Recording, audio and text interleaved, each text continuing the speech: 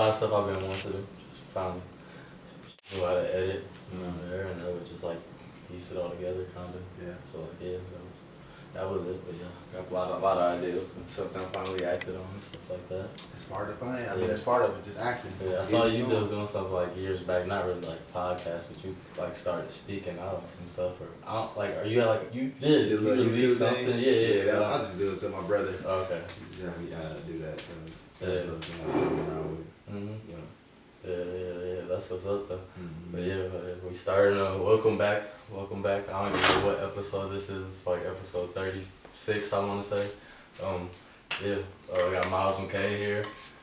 Somebody I knew for a while. I met him back like I want to say like my junior year in high school. So I really met you. Yeah, I think it was before that. Yeah, probably met him before then. But then like I really they really got cool. I think like my junior year really worked out with him like every day.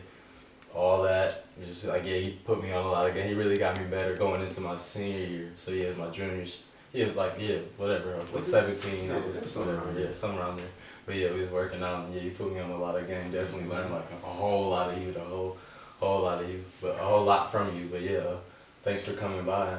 No doubt, man. Yeah, hopefully this is a good conversation. But yeah, we go start off with basketball a little bit. You started off, who really put the basketball in your hand? Like, how'd that start off? I think it was myself, man. It's just, I've always, something I just, at a young age, just got into. And just kind of never just put it down. I got 4 older brothers, and so they were all, athletes, football, baseball. One of them played basketball, but I was always just running the litter. So I just kind of wanted to be like my brothers and play something, play a sport. When I was too small to play football. I was really good at baseball. I was real good at baseball. I just didn't love it. Playing in Wisconsin, being cold outside. And then, basketball is something I just kept working and inside. Got me where I was.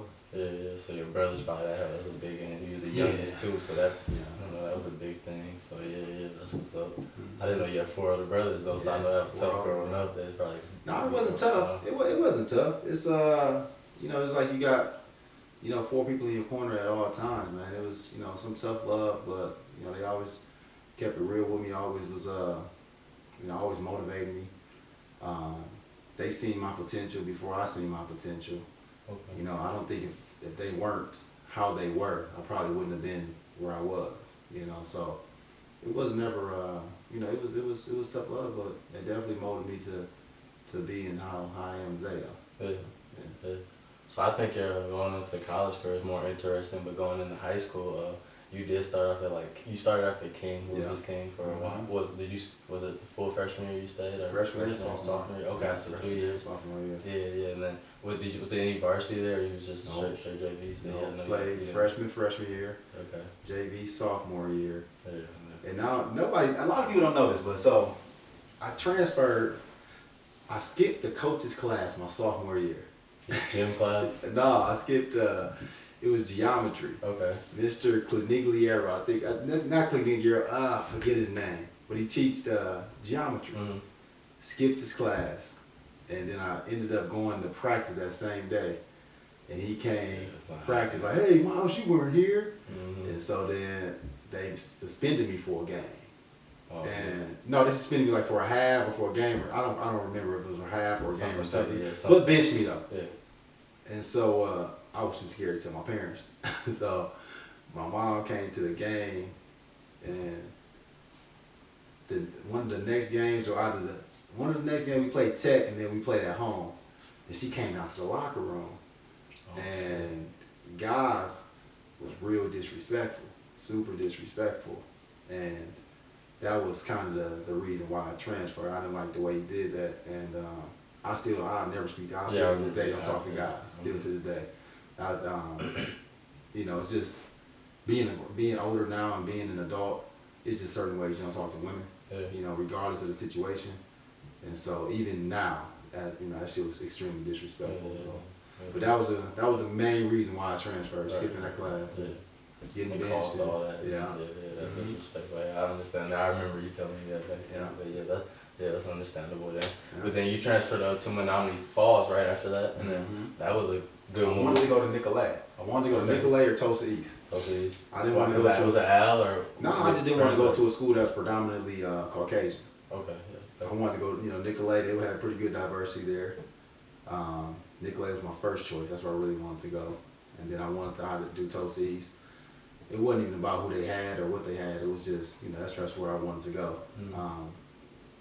But then Menominee Falls was the only school that accepted me.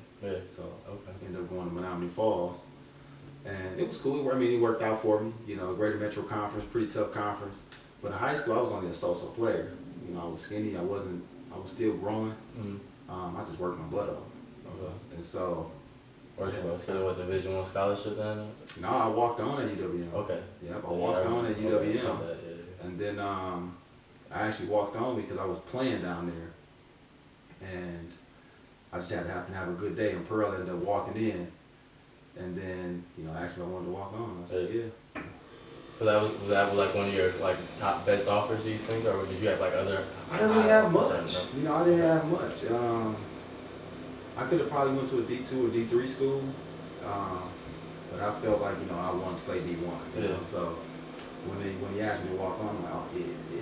So that was just for me. That was the best opportunity for me. Yeah. When really knowing what I know now, it's more about playing and being on the court. Right. And actually going somewhere and just saying, oh, I played here. Right. Yeah, definitely.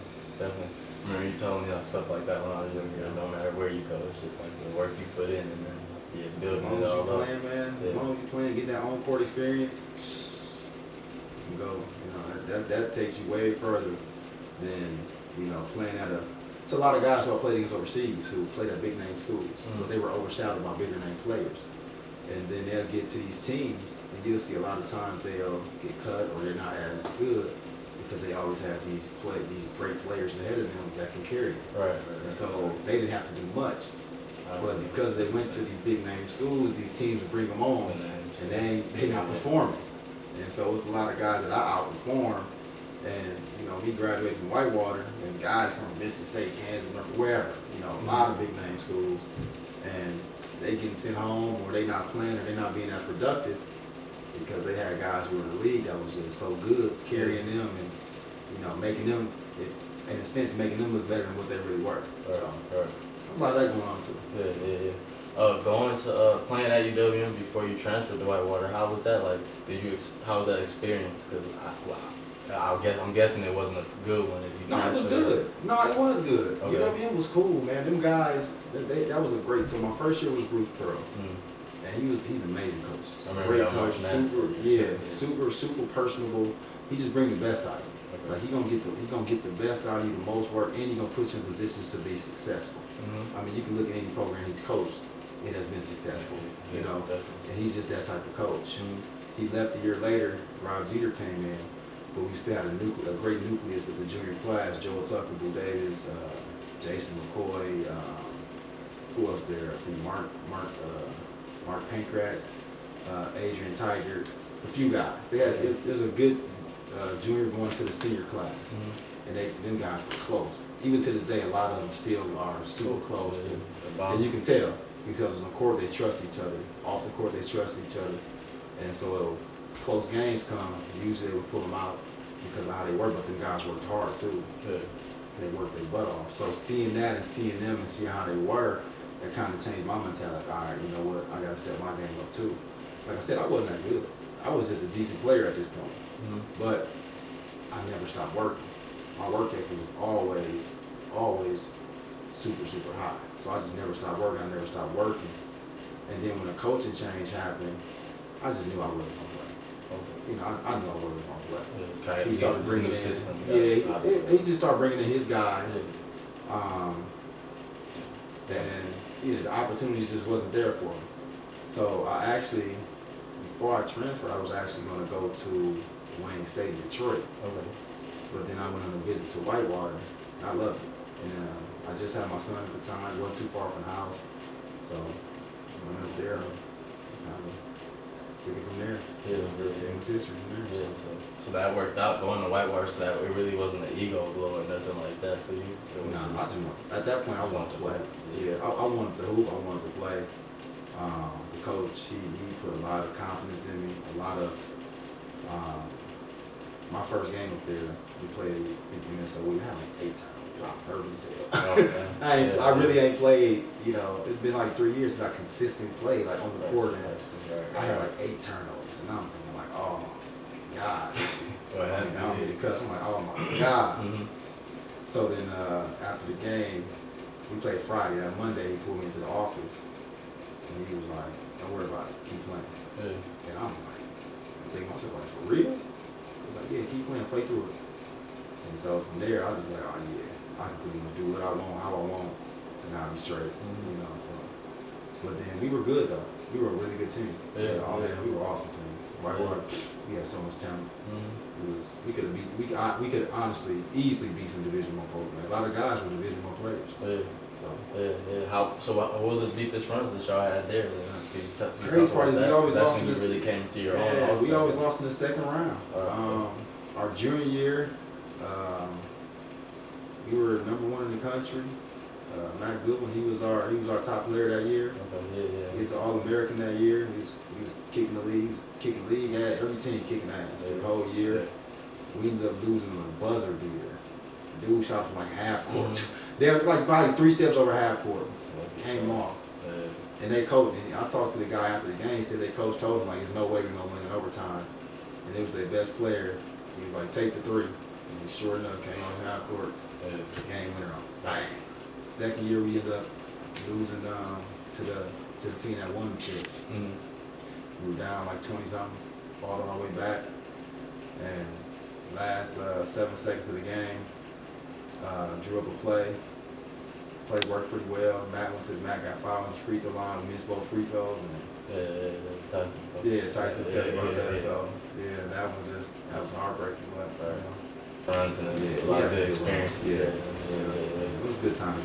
It was a good time. It made me love basketball again. But I think as a college athlete, you do have moments where you kind of fall in love with the game because it's all about sports. And then your day is so demanding, especially in D1. You know, you wake up in the morning. It's your schedule. Man, yes, your schedule's nuts. You know, sometimes you got morning practice, then you got classes, then you got you go to lunch. Then you go to practice again, and then you got film or study sessions, or then you go to eat as a team. Then you got study tape. It's all day, so you don't really have a life outside of college. On top of the kid too, You're gonna make a life because you're 19, 20, 21 years old, so you definitely gonna try to enjoy yourself when you can. But Whitewater kind of started making me love basketball again. Our schedule was a lot different. We only really practiced 1 time a day. Never no morning practices. It kind of let you have a college experience, but also be an athlete at the same time. And like I said, I was playing too, so that's also love too. Being up there and playing. So. I remember going to a camp with you there, and you showed me around one time. Junior year, you showed me around. You visited there and spoke to the campus and stuff like that, and it was all love there. And it was Whitewater was a good time, man. Whitewater was a good time. Coach Miller definitely put me in positions, confidence-wise, to propel me to get to the next level. Without going to Whitewater, without getting that confidence, without getting that in-game experience, being in tough situations or whatever it is, I would have never been in a position where I was. So. It was all love for me. So that was like the biggest lesson that you probably think you learned? Or what was the biggest lesson you think you learned from no matter what level you play at, if you good, you gonna make it. It don't matter if you play D2, D1, it don't matter. Whatever level you play at, if you good and you can really put yourself in the best positions, you're gonna get opportunity. Now what you do with that opportunity is on you. You gotta stay ready. But if you good, man, you gonna get opportunity. So all that stuff about I gotta play D1, gotta play D2, it really doesn't matter. If you good, you gonna get. Especially today with social media, Instagram, and there's so many ways to get out. Man, so many different ways. So many different ways for coach to access your film, to see you as a player. You, like I said, if you good enough, you'll definitely get an opportunity. And before we move on to before I move on to the next conversation, I want to thank you. I want to thank you too, because I don't even think you gave me a lot of game, just that 1 year of being around you, that one summer. even like the stuff that you told me, I know you probably don't even like told nobody or open up a lot. I don't know. You know if you open up a lot. I thought you do. But like even you said like you told one story.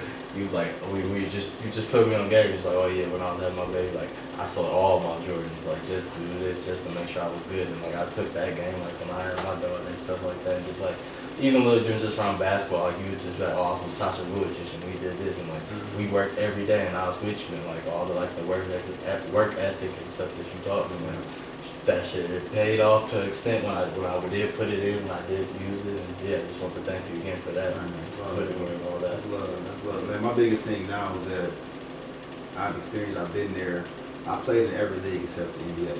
Right. You know, I played in the D-League, played in China, I played top league in Europe. I played pretty much everywhere except the NBA. So if I can get some knowledge and pass it on to somebody, that's definitely what I'm gonna try to do, man. And a lot of us be our own worst enemies. You know, our bad habits, our attitudes, or whatever it is, block our own blessings. When if you just put the work in, you put the time in, it'll eventually happen. It may not be right now. I mean, I'm a walking example of that. Like it took me years to get to where I was, to get to where I am. I just never stopped working. No matter, oh, Myles, you this, oh, Myles, you that. It didn't matter. I never stopped working. I kept working. And it paid off for me. You know, so that's what I try to explain to a lot of these guys, my son. But I also, with my son, I tell him, look, I'm not going to tell you nothing or show you anything that I can't do. You know, so that's my biggest thing. I lead by example, not by just telling him what to do. I lead by example every day. Getting up, I got to get up early to work out. I still try to stay in shape to this day. Still try to do something. It may not be, you know, like I was at 22, you know what I'm saying, 23, but I'm still going to do something. You know, so I can't sit there and then tell him to do X, Y, Z if I'm not doing the same. Yeah, definitely. I understand that. Yeah. Just how I live my life. Right, definitely. Yeah, respect to that again. Thanks to that again. Thank you for that again. But then moving on after that, after Whitewater, you ended up going overseas right away. What was your first country you hit? You got a list of numbers. You went to Czech Republic, Prague, Czech Republic. I got there because I went to a camp in Vegas. Okay. And I ended up winning the MVP at that camp. And I ended up signing with the guy who ran the camp. He was an agent too, so I ended up signing with him, and that was in July. And I mean, I had nothing to lose. You know, I didn't know what the hell I was gonna do next. Like, I literally was before that camp. I didn't know like what I was gonna do next, and you know, I was like, damn, my degree is in marketing. That's broad as hell. You know, I ain't really got no internship experience because I was always playing basketball during the summertime. Like I don't know what I'm gonna do next. I went to that camp and then with MVP, and then I signed with them. And he was talking like, yeah, you know, you're gonna get a job, this. I'm like, man, I'm thinking how young mind. I mean, I played D3. It's a whole bunch of other guys. You know, my thoughts were everywhere. And so, ended up signing in August, like late August, to Prague, Czech Republic. And that was kind of the history from there. It was a great situation too because my coach was American. He lived in Europe for a while, Kent Scalabrine.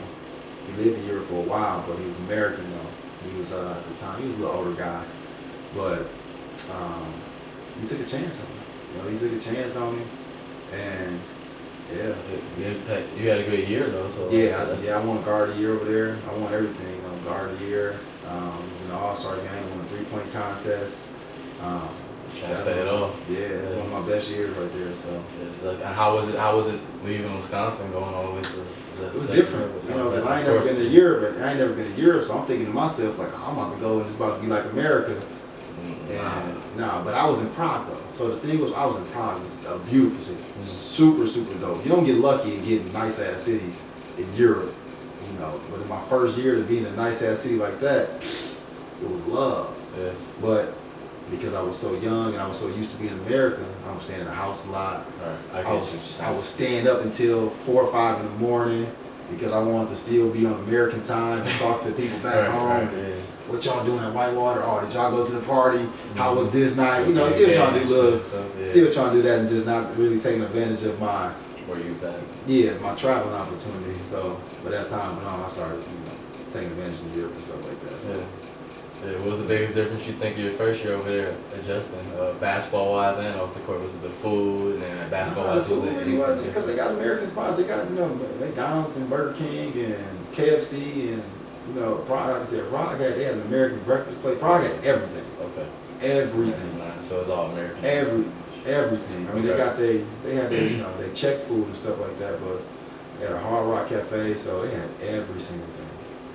I would just say the biggest difference is just to the language and just to the style of basketball. So it's, you know, some countries a different style of basketball. What do you mean by that? Like this, like what? It's a lot like college, but guys are a lot faster, quicker, smarter. You know, it's a lot like college because you can keep big man in the paint in Europe. You know, NBA you can't have it's a defensive 3 seconds. In Europe, no. So you got huge 7, 6'10", 6'11" guys in the paint at all times. You know, so it's harder to score. Certain moves that you do, you know, like certain travels that they don't call here in the States, they will call over there. As far as like putting the ball down first. So it's just learning little things about the game that, you know, over time it becomes like second nature. But my first year I definitely got called for a lot of travels. Wasn't used to a 7-footer standing in the paint like that, so kind of got myself to a couple bad situations because of that. So it's just a little thing that you learn. Right. But then that's all stuff. Do you think that is that stuff you build it on, that you learn, like how to play around or do that? Yeah. You know, I mean, you just gotta watch film, and you know, hopefully you got a coach that, you know, can talk to you, and you got some older players that can tell you situations, you know, tell you different things and how to get better and what to get better at. So that was just my biggest thing. I had an older teammate my first year. His name was Lucas. You know, he was always telling me he was Czech too, and he didn't speak much English, but he would try his best. But he would help me out and you know, put me in different spots and tell me different things and stuff like that. So he definitely made life a little easier for me on the basketball court. Yeah, that's kind of what I was going to ask you next. Like, what players? Because you played with some good players overseas too. Like, what players were there any players overseas that you learned a lot from, or you feel like they? I mean, every year you got. Some different people. Yeah, it's. I played on so many different teams too, man. So. How many countries would you say that you played in? Was it? How many was it? I played in this conference. Czech Republic, Italy, Switzerland, Poland, Cyprus, Turkey. France, China. Am I missing any? I said Italy. Okay. Yeah, so it's eight. Maybe one more. I don't know. Maybe I'm missing. Yeah, I had it pulled up. I don't cover my stomach. Israel too. Okay, yeah. So 9. Yeah. Pretty rough travel. What was your favorite country out of all those? Would you say? As far as living wise, favorite is Israel. Tel Aviv, Israel is beautiful. It's like a European LA. Beautiful. Yeah, warm all year. Super nice beaches. People are super cool. Everybody speaks English. The food is super good. It's beautiful. Were you getting a chance? Oh, I'm sorry. No, go ahead. No, I was gonna tell you Tel Aviv is unbelievable. Yeah. Were you getting a chance at all to take your son out there or any of your family at all? My son came with me. My son and my lady at the time, they both came with me for 2 years. They came to Poland with me, and they came to France with me. Nice. So he was with me the entire year in Poland, and he was in school and he was in everything out there. And then the next year, we went to France, and halfway through the year, around Thanksgiving, he was like, "Dad, I just don't like it." At the time, he was 9. And so I'm like, "All right, man." So literally the day after Thanksgiving, he flew back home, and I just let him stay. I was like, "You ain't gotta come back." It's all right. Yeah. Because if I would have brought him at like 3, 4, it would have been different. He would have been used to the European lifestyle. But, you know, but he was, at the time I took him, he was 8. You know, he was used to how things were here. And he's super homebody too. Like, so he was just used to being at home, and he doesn't like being out of his comfort zone. He's a lot like my father when it comes to that. He doesn't like being out of his comfort zone. So he said he didn't like it. I was like, all right, cool. But they probably think like later on though, it's a good experience. Though. Like it's not a lot of people can say that. Like when I was younger, I went to school in Poland and France. Or definitely seen some things and been some places. So Yeah, places that a lot of people can't say. So yeah, that's what's up. He'll notice it then. Right. Later, eventually he'll notice it. So that's what's up. That's a good experience though too. Sure. Bring your shorty over. I already know that's like. We went to London, we went to Paris, and you see the concentration camps in Poland and Auschwitz. So he's definitely been to a lot of places that a lot of people on their bucket list and want to go to and travel to. So. Yeah, a lot of history. I asked you, that was your favorite place. What was your favorite place basketball-wise overseas? My favorite place basketball-wise was probably first year. No, probably Poland. Poland, okay. Yeah, probably Poland because I started off so rough over there, and it was more identity thing. Like we didn't know our identity of our team. And then probably halfway through the season, I had a game where I had like 42, and then from there on it just took off. And I was averaging at the time. I think I was averaging low numbers. I was averaging like maybe 9, and it's like 9, 10 games in or something like that. But I had 42, I had 25 or 28, and I came back and had 35. And I had like 37. And I was just on a roll, shooting unbelievably, just doing whatever I needed to do, whatever I wanted to do. By the end of the season, then we had maybe 12 games left. By the end of the season, my average went all the way up to 20. Right. So it was just, I was having putting the numbers up then. Man, that was a fun year. That was a fun year. And that league is extremely competitive too. Okay. So you playing against some top EuroLeague teams. Euro Cup teams. That was a fun year. Yeah. What do you think was the toughest league, man? Like, cause you played in the G League too, and did your thing there too. Like, what was the toughest league that you played in? I think the toughest would be between either Poland and probably France was tough too because it was so physical. It was a super physical league, and a lot of them guys are athletes. A lot of people don't know that a lot of French guys are mostly black, so it was a lot of athletes. So that was a tough athlete. I wasn't used to the physicalness in that league. I remember when I first got to France, I was mad as hell at my coach because I had a teammate. He was following me, like crazy following me. And like I went to my coach, like it sounded kind of like sensitive. I went to my coach, right? I'm like, yo, what this dude keep like hacking me and following me and stuff like this for? Like, what is up with him? He's like, don't worry, it make you tougher, make you tougher. And it did. But at the time, I don't hear that shit. I'm like, dog. But it got me prepared for the games. That is a super, super physical league. And so, because it was so physical and because guys are so athletic, and it was different. It was different from Poland than coming from France. It was just a different league as far as how they play. But they both are extremely competitive. D-League was cool. D-League is competitive. But D-League is just mostly there's young guys, athletes. Of course, you got your top players that come from the NBA. But for the most part, a lot of them guys really don't know how to play basketball. They just be athletes. They know how to run fast and jump high and dunk the ball. But the D-League is cool though. You got some guys who are studs, definitely got some studs. But I would say, it was definitely more tough playing in like Poland and France. What would you say your toughest player like overseas is like that you played, that your biggest battle that you had overseas against maybe American player or overseas player? Mark, that sounds familiar. He played at Temple. Okay. He played at Temple. We played in Poland. He played for the top team in our league in Poland. What was that battle like? And he just do everything. He the one that one of my teammates played at Temple too, and he knew it. He knew him, whatever. But he's the guy that Carmelo punched. Carmelo Anthony punched in that Knicks game. I forget who he was playing for at the time, but he do everything. He had like a Paul Pierce type of slow game, point guard, but he did everything. He passed, he shot, he rebounded, he did everything. He was cold. So they had him, and then they had what's Chris' last name from Dayton? Can't think of his last name. Super athletic, played for the Bucks and played for the Warriors. Chris, Dang, what's his last name? Chris, I can't think of it right now at all. He played for the Bucks and the Warriors. Yeah, super athletic. Yeah. He only had a small stint with him, but yeah, that's what I'm saying. I'm kind of thinking of Chris. What year?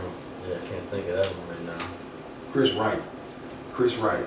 Okay. He was a super, I know you're like talking about 6'7", lengthy. yeah, 6'7", 6'8". I know you're talking about. Super lengthy, super athletic. Mm-hmm. So it was always tough playing against them because Marty was guarding me and he would guard me. Then they had another guy, I forget the point guard name, but he's still playing. He's still playing in the EuroLeague over there too. Mm-hmm. So it's just between playing them three guys all game, I'm like, damn. Yeah. I was kicking their ass though. Yeah, I was kicking their ass. Both yeah. games I was giving them work. So that was a fun game playing against them guys. Who would you say is your toughest matchups? Like, because maybe it wasn't in high school or maybe like growing up when you got older. Who's your like the person you like get up to play or like you always know it's gonna be? It was a time there. What's McCall would kick my butt every single day at UW? Avery Smith. Okay. Avery used to kick my ass. Okay. God, then he used to talk too. Yeah, my God, Avery used to kick my ass. But I mean, sometimes I would get the best of him, but for the most part, Avery was kicking my ass. Like, at UWM, man. Yeah. Avery, that's one thing he can do is get buckets. One thing Avery can do, and if he's shooting, if he's making his jump shot, that's a hard person to guard. I don't know if a lot of people know Avery really can hoop score. So, you know, it just seemed like every time he played me, it was like his eyes, oh my God, he used to be kicking my ass. Okay. So that was one player used to, he used to kick my ass. I ain't gonna lie. Yeah. Did you play with him at all, or? Yeah, he played. He was there at school. Yeah, for a year, I think. Okay. I don't know if it was 2 years or a year. I think maybe 2. Yeah, I think maybe 2. Okay. Yeah. Okay, so hey, that's what's up. Well, before I ask my last couple of questions, what made you pick to major in what was it? You said marketing? Yeah. I thought I wanted to be an entrepreneur. Okay. But if any kids listen to this, if you're gonna go to school, you're gonna major in something specific. You know, get something that you know you can get a job with if you're gonna get out of college. Whether it's engineering, some specific chemistry, nursing, whatever it is, major in something that's going to put you in the best position to be successful when you graduate. Marketing is so broad. It covers so many different areas, and really, I mean, of course, anything is all about, it's more about who you know than what you know. You know, so that's one of them majors where you kind of almost got to know somebody or get the right internships in order to get the right opportunities. Right. You know, so. But that's at the time, that's why I majored in marketing, because I wanted to be an entrepreneur. Okay. I understand the thought. You don't got to go to school to be an entrepreneur. Yeah, definitely. Yeah, not for that, technically. Yeah. It teaches you some things, but for the most part. It helps. It helps, but it doesn't hurt. But it's something where you don't have to go. You don't have to go to school to be an entrepreneur. Okay. So looking back, you probably would have picked a different major then. Yeah, I definitely. I don't know what, but I definitely would have picked a different major. Yeah. So that's what's up. I'm kind of blank there for a minute. I'll ask you questions, but we're gonna keep it rolling. You do got a son in 9th grade. We're gonna be on the lookout for. I didn't know he was in 9th grade at Mckay. Yeah, so I'm gonna be on the lookout for him. He's getting better, man. He's getting better. He only been playing for 3 years, and he came a long way. He couldn't even dribble. He couldn't even walk down the court without tripping on his own feet. You know, but now he's starting to. He's thinning out. He's the same height as me, 6'3". You know, 6'3", super lanky, left-handed, and he puts in work. He worked hard. So he's getting better. I'm excited to see his future. Left-handed too, just like you too. So I'm excited to see it as well. Yeah, definitely. I know that. Yeah, New York. Yeah, that's what's up. And he started taking liking to the game too. So yeah, already. I know he's gonna be bigger than you if he's 6'3", 14 already. I hope he keep growing. Right. I hope so. Yeah, he's tall though. Yeah, that's what's up. So what do you think? Do you have for like my last words? For your last words? Do you got anything that you got like would say that you would help? That would help like the younger audience, or like for basketball wise and life wise, just to keep going, or like things that you would like be a good thing for life, like to keep pushing? You learn. No, number one, you gotta work hard. Anything in life, it don't matter if it's basketball, it don't matter if it's school, it doesn't matter if it's a career. What you put into it is what you're gonna get out of it. It don't matter what you do in life. So if you put in 20%, you're gonna get back 10 maybe. You know, so what you put into whatever you're gonna do, make sure you give your all, give your heart, know what you, and if you don't love it, it's gonna eventually show. Yeah. You know, so and with these kids, man, be a sponge. It's a lot of guys who are my age and older than me who've been there and who have made mistakes or who haven't made. When you see potential in a kid and you try to give them that game, these kids gotta be receptive to that. You know, it's not that we're trying to criticize them or we're not trying to, you know, trying to down talk them. We just see the potential and we can see their future. And we can see, all right, you know what? You got something, you got an opportunity I didn't have. Don't mess it up. Because when you get to my age and you messed up so many opportunities, you look back like, God dang, I could have been X, Y, I could have did this, I could have did that. And there's so many guys that I know that have done that. So many guys that have done that, screwed over their opportunities just by, you know, one wrong mistake, one wrong move, you know. So just be a sponge, man. Be a sponge. Listen to these guys who've been there. Listen to these guys who made mistakes and trying to help you out. And keep working. Like, gotta work, you gotta work. That's another thing. Keep working. Don't take for granted, because them years go by like this. Yeah. Them years go by like this. Oh, you know, Austin? 25. How fast that time go? Fast. that time go fast, man. So, yeah, you gotta. That's what I would say to these kids. Being 100, like I let some people know who I know I shouldn't have been on the team. I let them come on the team. See, my thing is with basketball now, bro. I love the competition of basketball. You know, I'm just super competitive. But I want to play with guys who can play hard. That's all I want. That's all I'm asking for. I want to play hard, thick and thin. Like, I can't stand guys who want to. It's not that I can't stand them, to each his own, but you know, come down and want to shoot, and that's cool. You want to shoot the ball every time, but get back on defense too. You know, you gotta work. You don't know what killed me? If you're doing the same thing and it's not working, so you turn the ball over, you're doing the same thing and it's not consistently working, you probably should try to switch it up and do something else, or like, you know, work your way in a different way instead of like you said, if you want to shoot, that's cool. If you're not making it, then you gotta switch it up. You gotta go figure out, do it a different way, or take the game a different way. Like, yeah, that's like my That's one thing I do like playing with the team I'm playing with right now. Them guys, they work hard. They work hard, man. Yeah. Them guys work really, really hard. They defense, they playing hard, they playing tough, they rotating. Right. You know, so we actually play real basketball. Yeah. You know what I'm saying? So it's fun. It makes it fun. Yeah. You know, because win, lose, or draw, I know we gonna play hard. I know we gonna fight. Yeah, that's all you want. Right. That's all I be. Yeah, that's all I want. That's all good basketball player I want. So yeah, definitely. Yeah. So yeah, that's what's up. So you kind of did cut it off. You said if any kids did want to reach out to you, they could. I don't know how you're gonna finish. Yeah, that. they can hit me up, man. I got Instagram. I got a Facebook, but I got all my notifications. I rarely get on Facebook. But I got an Instagram, it's my name. So if they want to reach out, got any questions, hit me up. You know, so anything I can offer, anything I can tell them, you know what I'm saying? Yeah, I appreciate that. Yeah, so you hit him up at Myles Mckay. I don't know if you had anything that you want to add on before I end it off, but thank you for coming. Yeah, thanks for coming again. Thanks for all the games that you gave me in the past. And if y'all want to keep up with the podcast and keep up with everything going with basketball, with my basketball stuff and the podcast, you can follow me on all social media at the Malone-Mitchell podcast and also at Malone-Mitchell basketball. So thank you guys for tuning in. Thanks for coming again, and comment, like, share. Thanks for watching.